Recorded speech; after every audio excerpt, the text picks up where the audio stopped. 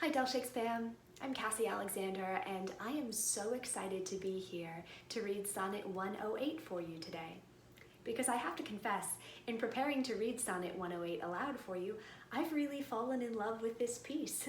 It is one of my favorite sonnets.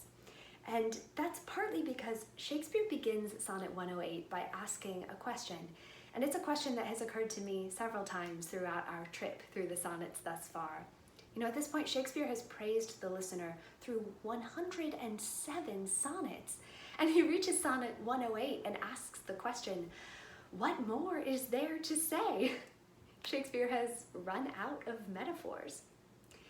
And Shakespeare concludes that if the speaker truly means these praises, and they do, and the listener is truly worthy of these praises, and they are, then repeating them is all there is left to do.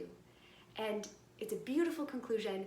Shakespeare reaches it far more eloquently than I do. I think you'll really be charmed by this piece. There is one thing that will be lost in translation when I read it aloud to you, as opposed to if you were encountering this sonnet on the page for yourself, which is in line 12, towards the very bottom. Shakespeare uses the word I, which sounds like I, the personal pronoun, but is actually spelled A-Y-E. And I couldn't figure out what Shakespeare was meaning in this context, so I consulted my lexicon, which is every Shakespearean actor's best friend, and I learned that I, when it is preceded by the word for, which it is in this case, essentially means forever. And forever is a pretty big concept to try to convey. I will be doing my very best actorly work to imbibe I with forever, but I thought maybe we could work together. So without further ado, here is Sonnet 108. What's in the brain that ink may character, which hath not figured to thee, my true spirit?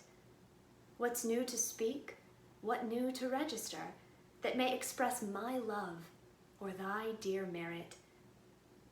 Nothing, sweet boy. But yet, like prayers divine, I must each day say o'er the very same, counting no old thing old, thou mine, I thine.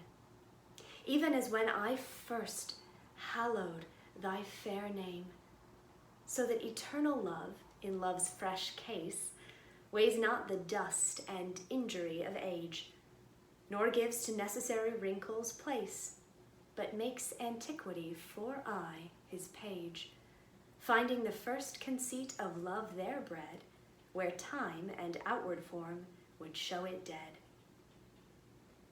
Isn't that lovely? Take very good care, friends. Be well.